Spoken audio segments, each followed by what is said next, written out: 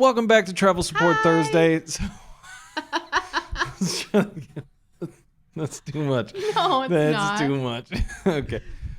Welcome back to Travel Support Thursday. Hi. We are back at home. We just got back from New Zealand. Such a great It's trip. nighttime. We are just super jet lagged. Just But you know incredibly what? jet We're lagged. awake and we're doing it. It's Travel Thursday. We are committed. So on today's episode, we're going to talk about our top 3 favorite places that we've ever been to. Just 3? Just, I guess. I mean, I don't know. The question actually only asked for 1, but I figured I'd give us 3. Thank you. We're going to talk about this amazing list that BuzzFeed just came out with of all these super useful travel gadgets. And I put useful in giant air quotes for those of you listening.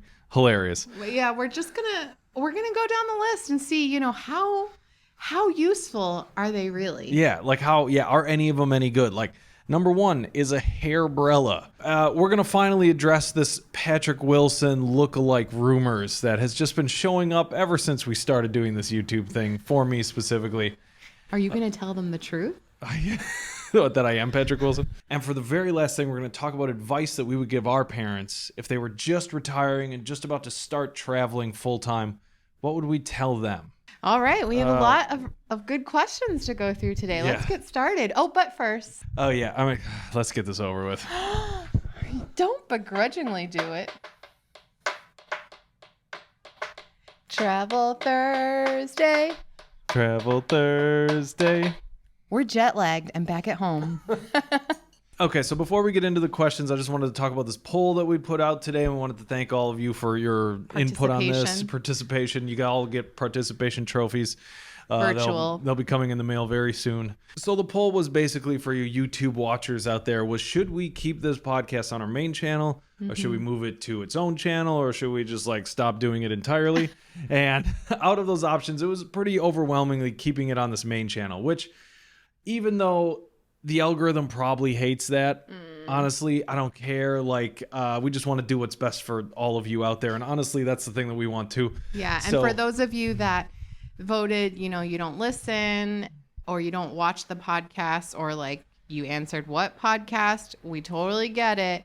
It's not for everyone, but if you're remotely interested, feel free to check them out. Otherwise, we're still going to keep doing, though, our normal 3 days in X or 3 weeks in New Zealand videos coming soon. Yep. And the podcast is going to stay right here on the main channel because that, I think, makes the most sense. And that's what everybody voted for.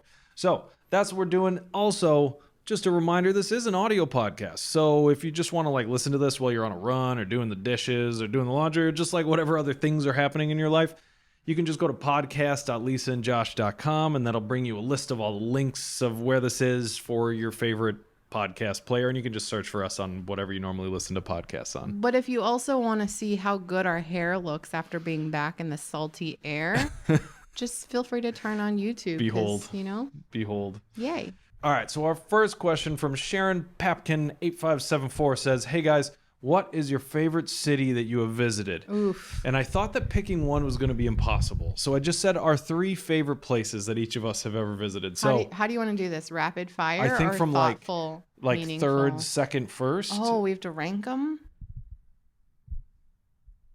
All right. Okay, so each of us have 3 in our head. So why don't you just start with yours, and you'll say yours, and then I'll go to mine, and then we'll... Okay, so do you got your 3 in your head? We'll just go one by one. You'll do one, I'll do one. This just feels impossible, but here we go. Okay. The first thing that comes to mind is Tokyo. And it's obviously an amazing city. So many people have been there. And, you can just keep going back and back. But the thing that makes it close to my heart, it was the first place that I ever took a solo trip to. Tokyo has to be on that list. I remember distinctly getting off the bus and not having data and not knowing where I was going, and just being in shock and awe of what a magical place Tokyo was. And I'm sure this is an easy answer for so many people because it's got all the amazing public transportation. It's just so different than any other place. It's a magical place. It truly is. And the convenience stores. What? Oh, yeah, the convenience. Yeah, there's so much to love.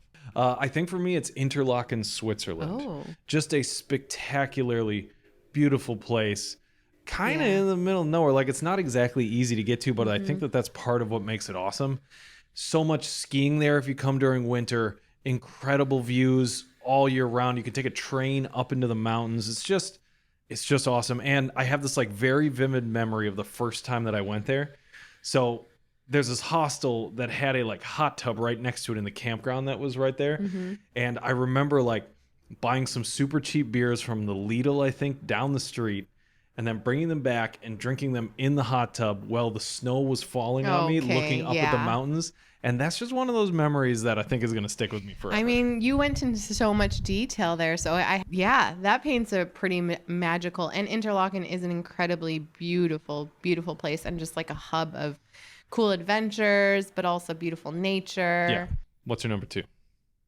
Or no, you're not ranking them. So what's your second place that you've been to that you love? What's your What's another? We're very good at this today. Okay. All right. So what's another of your 3 favorite places that you've ever been to? The thing that comes to mind next is Barcelona. And I know it doesn't exist on YouTube land yet. Like, we haven't been there in the YouTube era, but Barcelona blew me away. It's incredibly beautiful. It's a big city, but it also feels like a small town feel almost. There's so much art. There's so much history. There's so much good food. The people were incredibly friendly. I don't know. There was like a great vibe to Barcelona that I can't really explain. It just holds a special place in my heart too. I remember that being the thing that like struck me the most, all the Gaudi art. And the food and the wine on the street and like the constant kind of like party atmosphere that exists there at all times. It was a pretty incredible. I think my second one, is also Tokyo. Ooh, yeah. We're so cliche. I know, but it's just like, it's the city that I compare every other city that I go to back to. There are going to be a lot of upset people out there. Constantly, because like the public transportation, immaculate, everything's super clean. The city has like esoteric weird stuff as well as like gigantic touristy stuff, and it's just got beautiful hotels, vending machines everywhere, a lot of things that are really affordable and a lot of things that are like way outside of our price range. The food, I mean, maybe it's the place with the most Michelin stars out of any city on planet Earth. I think that's true. It's just so different. There's so much. From There's just so much. Typical, normal, the lives that we had before, kind of. Yeah, and it felt like the first like really massive culture shock that I had on my trip. I think it was the 3rd place that I went to on like my first time ever leaving the country. And I remember just feeling like it was so far away, but also just so accessible. So whenever people ask me like, hey, it's my first trip ever outside of the United States, where should I go? I always say Tokyo, because it's safe, it's comfortable, but it's also going to feel totally different in basically every single way from where you came from. And I think that mixture is just so rare and it's just so cool. Oh, what a city. Okay, I actually am going to make a last minute swap because I thought I knew this next one, but I'm going to change it. My next most favorite city, the next one that comes to mind is Wanaka, New Zealand. It's just, we've been there twice now, that once on this last trip, but also for the first time I went in 2019, or we went in 2019. And there's just something about that town. It's incredibly peaceful. It's incredibly beautiful, surrounded by mountains, lakes, and I don't know. I just remember the feeling each time that we were in Wanaka, and it felt like time stood still. Like I was never in a rush. I never had to be anywhere else. Like this was the place that I needed to be. And Wanaka just has that special, like, I don't know, special draw. It's the nature, the people, the calmness.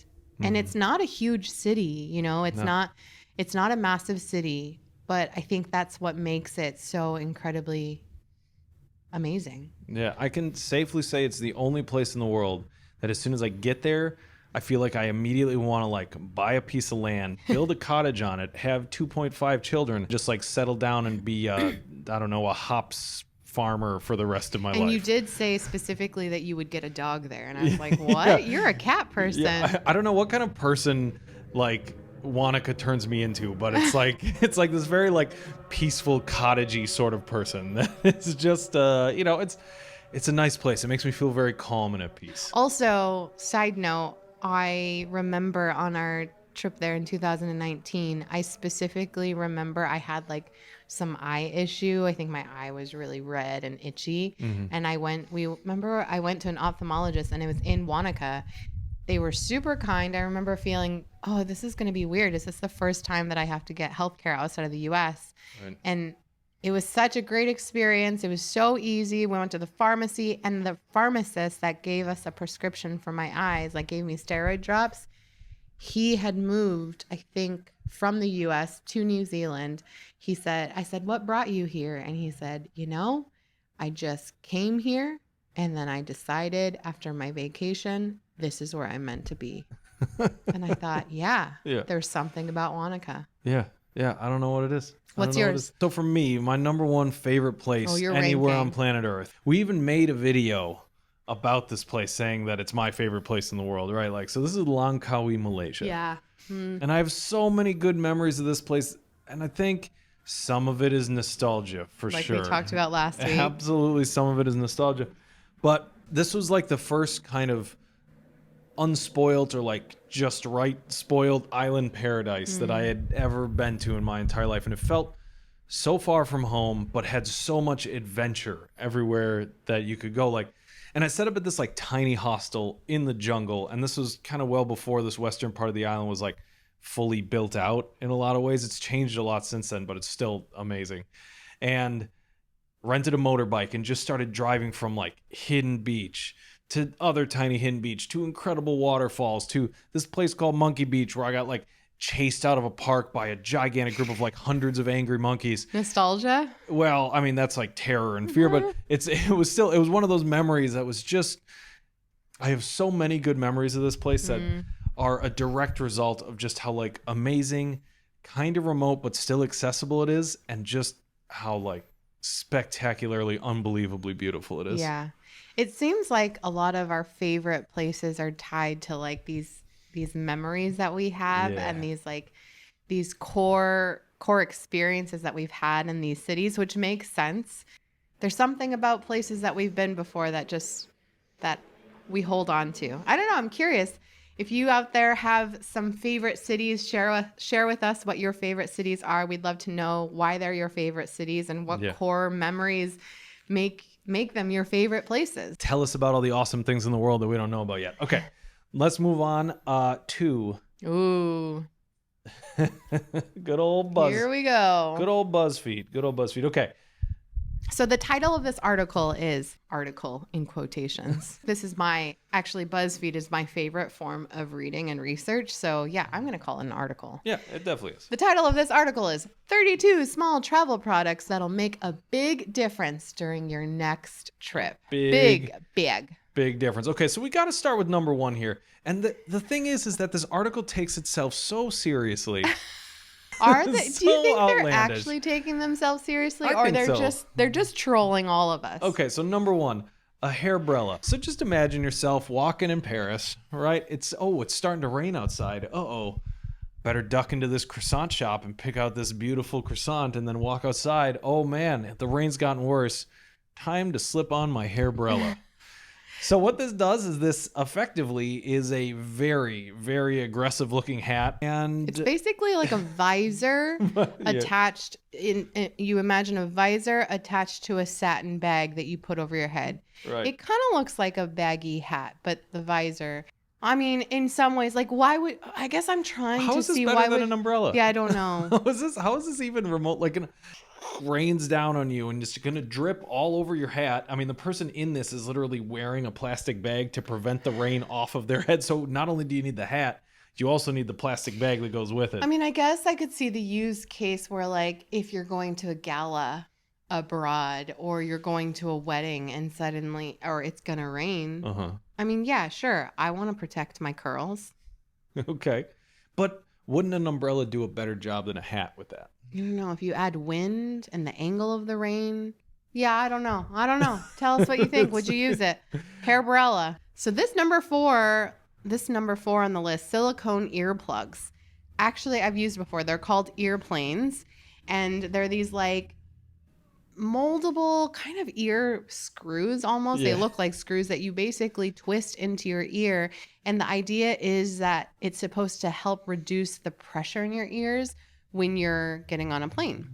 And normally I don't have any issues with pressure as we fly, but I actually bought some on our last trip because I dove into the lake, got some water in my ear, couldn't get it out, and I was worried about getting on a plane with plugged ears. Mm-hmm. So I bought these, and I mean, I don't know what it would have been like had I not used it, but I didn't have a blown out eardrum. Yeah, probably would have just exploded your head right off. Is my best guess. What Okay, doctor. would happen. But yeah, I would say that's just science. this is That's like, just I think science. your mom even uses these. Yeah, Yeah, I think I would say they're useful. sure. Okay. And they're small. Sure, why not? Okay, number 8 here, a zipper puller. I mean, just a necessary item in every person's travel backpack. You know, like why would you bring clothes or maybe food or a passport when you could What- definitely bring the zipper So puller? tell me what a zipper puller does. Okay, so imagine that you are This is not a men's going scuba accessory. diving Oh, and you need to get out of that wetsuit, but you can't reach all the way behind you to reach the zipper. oh, This is it's that thing. This it's is that, that like, thing. pull. Except for it's for dresses and or anything else that you have. So if you're like traveling by yourself and you have these dresses with tricky zippers, you attach it to it somehow, and then you use this big long rope attached to your zipper to pull it all the way up and zip you in. Can't say that I have any piece of clothing that I would use this for, but I don't know. Maybe solo travelers out there. Right. If you're trying to get need into an your extra prom hand. dress during your backpacking trip to Europe, this is a must-have. Okay. All right, a bottle of Drop It, made to remove the sulfates and tannins from your glass of wine. What? So apparently, if you remove the sulfates and tannins from your wine, you will not get a hangover, is what this thing claims, even though I'm sure that's... What is even... This bottle looks so not legitimate. It's true. It looks like you're bringing a bottle of blood, like a little tiny bottle of blood called Drop It. Well, and what is in it? What is it? I don't know. These are good questions that I don't think anyone outside of Someone God himself explain would to know. me, have you used Drop It before? And I don't know. I'm all You for... take this little bottle and you drop a couple of drops into your glass of wine and you swirl it around inside of it, and then supposedly it removes the sulfates and the tannins to make How sure. does it remove it if you're just adding stuff to it? And I bet that if it removes those things, it probably makes the wine taste a lot worse, I would guess. I mean, nobody likes having a hangover, but I think that Yeah. the tried and true hangover cure of anywhere in the world going out and buying a McDonald's cheeseburger and then drinking one of those Yakults, you know, those little yogurt drinks, puncturing one of those, tossing that back, and then drinking about a gallon of water and then sleeping for 4 hours. I don't know why you'd mess with such a perfect hangover cure. Well, I don't know. But I guess if you could never get a But this is not a hangover. hangover Right, cure. the This hang- is a This is a hangover prevention. Hangover prevention. or prophylactic. Prophylactic for hangovers. I don't know. Drop It also just sounds bizarre. Like, I don't know that I would trust that. Oh, Because what is it? Drop It. I I can't just believe don't like the idea of the, just people putting stuff in in my drinks, you know? I just also don't- I a don't big subscribe to difference. that. I don't. Oh, yeah. I don't know. Okay, here we go. Number 19. Could you tell us what you're seeing here? This is a travel pouch, but we're looking at the travel pouch hangs off the side strap of the bra or the front of the bra. This is so I insane. just so the idea is that Oh. it's a Could travel pouch that attaches to your bra so you can keep it literally close to your breasts. Yeah, but I mean, could you imagine I- how sweaty that thing would Well, get under and any amount of clothes? Also, or... like, what's the way that you would get the money? It's true. I couldn't imagine every time that I Right. have to pay cash for something or Yeah. pay credit cards for things that I'd have to reach into my shirt, reach into your either boobs. here or here, to grab money. That draws way more Right. attention than just having a wallet. I don't know. Thank you for coming to the Vatican Museum. Ma'am, we need to see your passport before we can let you in. Excuse me. Oh, hold on. Yeah, I don't know. It would be really sweaty and really uncomfortable. Yes. Bras are very uncomfortable as is. I can't imagine adding a travel pouch to it. Anti-chafing bands. Here we go. Protect your thighs when you're wearing that beautiful dress. I'm actually kind of curious about these because for those of you who have thick thighs that save lives, yeah, it is a thing. Like when you wear shorts or a dress and you're walking for a long amount of time, your thighs just graze and they can chafe. So I don't know. I don't know that I would go to the extent of wearing those, but I'd be curious about if they have worked or I just wear pants. I don't know. Okay, so to really round this off, like if you're feeling like your trip is just missing that important part, like let's say you're flying to Europe and you're like, you know what, I don't like any of the European coffee. I hate all of it.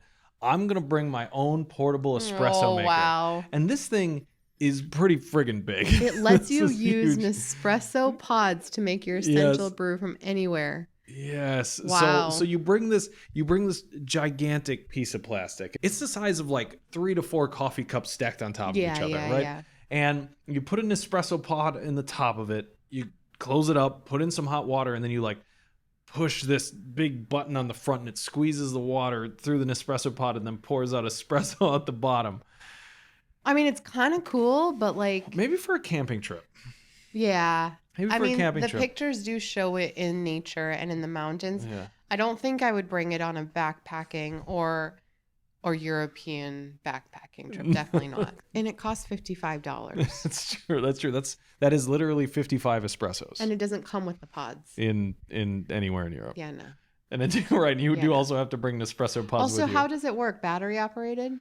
No, I think it's just like pressure. You just like jam your thumb. How does it get hot though? You have to like have something that makes hot water. Oh no! And then you pour that into it, and then it pushes it through an espresso pod. Yeah. So you also need to have all of the other things that would make coffee, and then you have this additional thing that allows you to make espresso. So maybe the big difference here is that it takes up more space in your suitcase. A ton. Of all the things on the list, the thing that I have the most questions about is the drop it. Oh, sure. Not even just for travel, just like for many reasons. Yeah, because if like somebody came over to you, you're like having a wine or whatever, they're like, oh, check this out, I got this weird little vial, and you're gonna have no hangover tomorrow. You're let me just drop a few drops of this in your drink. You're gonna be like, listen, guy, no. Moving on to this next topic, which is a very, very hot topic that we've been getting quite a bit. I don't know, maybe we should do a ticker counter, future Lisa, of how many times people have called you Patrick Wilson. So, what is this about? Okay, so have any of you guys seen these Insidious series, for example, or maybe Aquaman, or maybe Conjuring? I think The Conjuring. I never watched it, but that's what people. Or maybe Watchmen. He's been in any of those sort of like big movies. There's this guy named Patrick Wilson. And I gotta say, first of all, what a compliment. That is a good looking dude. He's a very nice looking man. That is a good looking dude. Yeah. And apparently the entirety of the internet now believes that I look exactly like this guy. And I just want to say thank you. And what I'd love to do is just take Patrick Wilson to Tokyo on a private tour in Tokyo and just show him all the cool stuff that we know and love in all the places that we've been. The two of us are right next to each other, eating sushi or like doing karaoke. Is Patrick Wilson replacing me? The Josh and Patrick I think he's replacing me.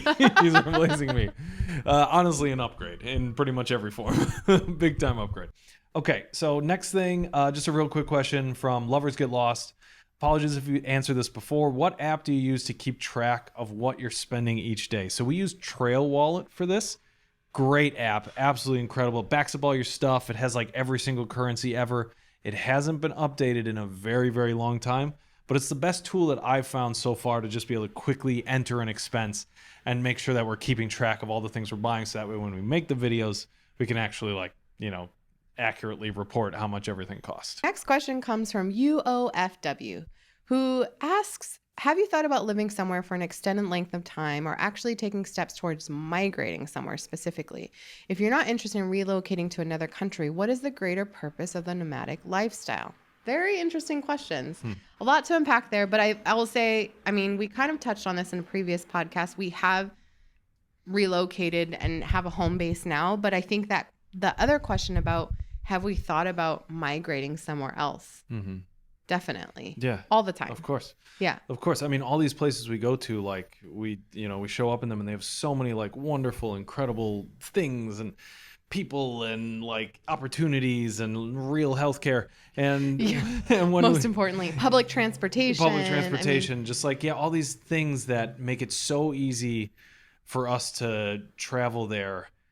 And I think there are a lot of places that we've been to that we've kind of fallen in love with for sure, and would consider probably moving to for a longer period of time. We have friends, we have family here. We've spent a lot of time living here, and it's just we're always called back to be a little bit closer to home. Mm-hmm. But have we?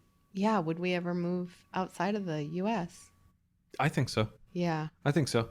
Maybe not like forever, but definitely for at least a couple of years. Maybe in a couple of different places to see what each of them are like if we were lucky enough to be allowed in to do that sort of thing. But yeah, absolutely. I mean, the world is a big place. And I think to expect that I'm going to find like everything that I love in one singular country or in one singular city is just unrealistic. And I think that there's so many places that I've had so many great times in that I'd love to see it from a different perspective, not just from the tourist there for a week or whatever perspective, but more from like a long-term, slower paced thing. I think to touch on the question of like, what is the purpose of the nomadic lifestyle, right? And I think we are a little bit nomadic, but now we have a home base. Luckily, we were nomadic for a few years, and that was nice because it gave us flexibility and freedom. And the purpose there was to try and basically see as many awesome places as we could, and it was much more affordable to travel while you're abroad than to come back like all the way to the US where we're from. But I also think that like it sounds like this question, the purpose of the nomadic lifestyle, it sounds like you're kind of getting at the idea that the only purpose of traveling is to maybe find another place to live in, another place to settle down in. And I think that perspective, I don't think that necessarily applies to me, is that I'm not going out to Tokyo or to Seoul or to Paris or to whatever shopping for a new home. No. I'm going out to experience the world and to see what they have going on there and to understand the culture a little bit more and to understand just the world in general a bit more. Yeah. And I think that for me is more than enough purpose for a nomadic lifestyle. And it's not necessarily about just trying to find some new home base or anything like that. It has nothing to do with that. The home base is separate. Of course, there are parts of what we take from our travels, and we wish that like where we live had all of those pieces for sure. And I think that's a little bit of the purpose of our travels, is we like to see how other people live.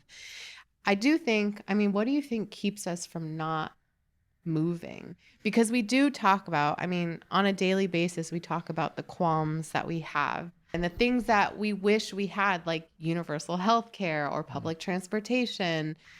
As lucky as we are to be able to live here, I dream of just saying, you know, especially because my parents came to the US from a different country. They were immigrants and they just did it. I don't know why. I mean, we dream of it. Sometimes I dream of it, but it feels like it'd be such a hard thing to do. For sure. For sure. Moving to a new country like what your mom did. Yeah. When, you know, she moved to the United States, however long ago that was. Yeah. 50 years? How long ago was it? Yeah, about 50 years ago. Moving, blank slate, no real job, no real anything, just like coming over and just making it work in another country. Taking English language school, yeah. That seems so hard. So hard. And I don't know, yeah. For now, though, I think we're content and we're happy and we feel lucky to be able to do this life of like have a home base and travel from said home base, because then we get all the like pieces of our lives that we love, right? Like being able to spend time with friends and family, but then also being able to go out and experience the world. I think there's always a piece of me that worries that if I moved to New Zealand or to wherever in the world, it would be really hard to lose all of that. Yeah. So I don't know. For now, though, we're content. Yeah. Yeah. And for any of you out there who have done this, who have moved to a fully different country, we'd love to hear what the experience has been like, because that may very well be a thing that we try to do in a couple years, and we'd love to hear any advice you have out there. But speaking of family, I think that moves us on to our last question of the day. So from Aaron Austin here, it says next week, can you talk about advice you would give your parents or their friends if they wanted to travel full time? we're working to do this and we're in our 60s. How do we approach tech? How adventurous should we be, etc.? And I think like the center of this question is that like, hey, we've been like working our entire lives and we're about to approach retirement. So what advice would we have for transitioning from like working full time to traveling full time? And we could answer this question, but my parents are just in the next room over. They're here visiting. So I'm just going to see if I can grab one of them. I think it'd be better to hear it straight from them. One sec. Please hold. Yay! Okay, have a seat right in the middle. Okay, so this is my mom here, right here. You've probably seen her in some of our other videos that we've done. So the basic question here from Aaron Austin is they're in their 60s right now, and they're just about to transition from like lifelong work and career sort of thing. And they're about to go into full-time travel, or at least like part-time travel, which is basically what you and Dad have been doing for the past little bit. So I think they're asking for advice of like, how should we think about this? What are the challenges? How was it? Like, what was it? Was it what you expected, or was it harder or easier? And I guess like, did you learn anything from us along the way that you think would be useful for them? So here you go. Okay. I guess I would say, first of all, like about my whole life experience with travel, is that when I was growing up, my parents moved around quite a bit. And so we lived in different countries and we lived in different cities and different states. And I actually really enjoyed that experience of traveling around. So my whole working career, where I was stuck in one place, all I thought about is, well, when I retire, we're going to be able to travel some more. I'm going to be able to just get out and see the world again. And so that is maybe different from a lot of people's experiences, but that's where I came from. So I think travel is kind of my happy place, and it's something I super enjoy. So having said that, as far as preparing like to travel after retirement, I did learn a lot from, well, I have kids who like to travel, which is extremely helpful. And YouTube has been extremely helpful. I watch a lot of videos of other people doing travel and sort of taking mental notes on that. And of course, I've got sort of a wish list built up of places I'd like to see and, places I've never been before. So I guess what I would say, if you are nearing retirement and you also have the travel bug and think that's something you really want to do, I would say spend the last couple of years of your working life preparing for it, because that gives you like a dream and a goal. It makes those last couple of years of work go faster. I know it certainly helped me because I had to, just because of my job situation, I actually had to work 2 years beyond my expected retirement date, which was kind of a blow. But I spent those 2 years like preparing for the life I wanted. And so if you're close to retirement, think about it as this is like your exit ramp. You can spend this time being excited and preparing for the thing that you want to do. Did you guys know 2 years before you were going to retire, that was like the thing, the way you wanted to live out your retirement was to travel full time? Yeah, we really did, because we have family that we visit, and of course kids that we spend time with, and we have a cabin that we go to. But then as far as like our really big retirement goal, the thing that we really didn't feel we had enough time for before when we were working was travel. Because before, the longest I could ever get away from work, or both of us could ever get away from work, was 2 weeks. Yeah. And that was like a big deal, to be able to go somewhere new for 2 weeks. Whereas once we retired, then it was like, oh, if we want to stay for a month, or if we just get to that one place and then we see a place that we want to just move on to and just keep traveling, we're going to be able to do that. We've never had that freedom before. Yeah. So like my 4 top hints for preparing to be a traveler in retirement. All right, hit us with it. Prepared. Right. Okay. We love it. Okay. The first one is spend those last couple years saving your money and saving credit card points. And the credit card points are almost as important as the money. And if you aren't sure how to do that, these are the guys to turn to. Oh, come on now. They have done videos on this, and they have like a Skillshare on it and stuff. And they helped us like so much with that piece of it, because as old people, we really didn't know much about the whole credit card point system. And they got us to saving and building up those points so that our first really big trip we took, we got our flights for free. We got a lot of our hotels for free. It just made a huge difference. So save up your money, save up your points, figure out how to work with your credit cards to make that happen. So that'd be the first thing you do as you're getting ready to retire.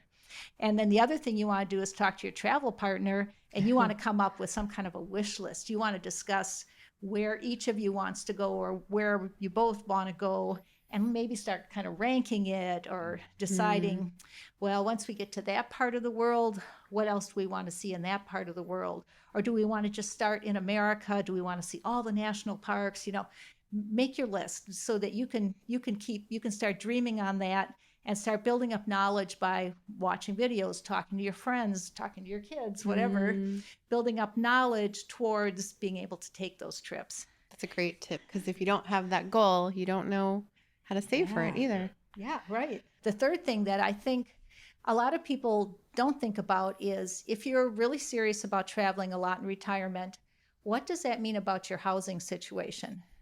For us, it meant selling our big family home and buying a condo, because if you really seriously plan to be gone, like we're gone about 6 months a year, and if that's what you're thinking of doing, do you want to have a big house to maintain? Do you want to have to hire a house sitter? Do you want to have to hire somebody to mow your lawn and shovel your snow while you're gone? Or do you want to just immediately choose a more low maintenance lifestyle? So, you know, something to just toss around in your mind. I'm sure most people don't want to give up their family home and all that. But think about in your head, okay, if I'm really serious about traveling a lot, what does that mean for how I maintain my house and my car and those big permanent items that I have at home right now? That's a really good point. And then I would say the fourth thing is, and this sounds minor, but it turns out to be real important, start watching those packing videos. Because what you pack and how you carry it around with you has a huge impact on the way you're going to enjoy your travel. So, you know, think about what type of are you a minimalist traveler? Are you the type who doesn't mind like hauling 3 suitcases with you? What types of items are you going to need? Because you're going to need specific items when you travel that you don't use at home. And really, if you take off on your first big trip and you haven't thought that through, you're gonna be like wishing you had. So you know, it's something else to think about while you're ramping up to do big travels. What am I going to take? What am I going to wear? Am I a suitcase, or am I a backpack person, or what type of traveler am I? Think it through. Don't just jump off the cliff without thinking that part through either. Those are really great tips. I feel like I haven't thought of those before. Where would you guys say, how would you say your guys' travels have evolved in the last few years? Like, were you guys adventurers? Were you guys road trippers? Were you minimalists? And where are you now? Okay, I would say we started before we could retire. We started as road trippers. I would say we have traveled all over the country as far as you can go in like 10 days. Yeah. And I think we learned to be minimalist because we discovered that it's easier and you have a lot more fun if you aren't bringing a lot of literal baggage with you. Or emotional baggage. Any of it, yeah. So we've road tripped all over the country and just kind of honed our travel skills doing that. And then as we got closer to retirement and our employers were giving us a little bit more vacation time, we started traveling over in Europe. And that is a really easy, I would say, if you want to do international travel, but you're a little nervous about it because maybe you haven't done it before, start with like an English-speaking country, like go to London, you know, very, very simple way to really dip your toe in. Or almost any European country, like Germany, for instance, so many people speak English. And that's what we did. We went to England, we went to London, we went to Switzerland, we went to just countries where there's a lot of English speakers, and yet it was a completely foreign country, and we had to learn some foreign travel skills. Yeah. And that's how we started out. How do you guys decide where you pick to go? Like, do you guys always align in your wish list? I would say for the most part we do. Oh, that's good. Yeah, I would say for the most part we do. You know, part of it too is like weather related. Like I like going to warmer countries. My husband enjoys like cooler weather, so we do some compromising on that. Like just recently, we did a trip to Alaska, which was something he was really looking forward to. And then we did a trip to Hawaii after that, which was something I was really looking forward to. So you can definitely like do little compromises like that too. Okay, so to wrap this part up, what do you think would be your number one tip for people who are transitioning from this life of like 9 to 5 work and then downshifting? It sounds like downshifting into a life of like full-time travel, of making that transition happen, not like logistically, but like emotionally, how to deal with that transition. That actually is a big transition because if you're like most people, you take your job very seriously. You think about it night and day. You put a lot of effort into it, and then to have that be like pulled from your life, and now the rest of your world is open to you, seems like it would just be a dream come true. But there is definitely an adjustment to that because now you have all that energy that has to be redirected to something else. And so that's, even beyond just travel, thinking about how you're going to redirect all of your energy is definitely worth thinking about.